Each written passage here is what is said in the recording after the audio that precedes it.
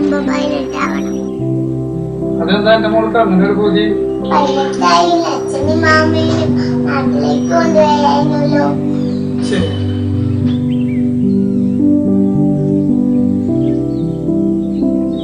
ശാരദ, ഞാൻ സുദർശനോട് ഓട്ടോറിക്ഷ കൊണ്ടെന്ന് വരാൻ പറയാം.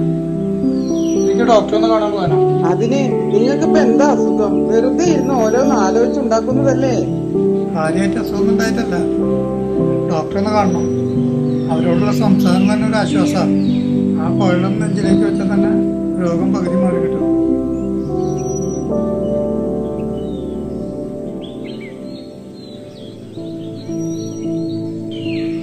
അച്ഛൻ ഈ പല്ലത്താവണ്ട. അതെന്താ? പല്ലത്തെ അച്ഛന് മാത്രമല്ലേ രക്ഷിക്കാൻ പറ്റും.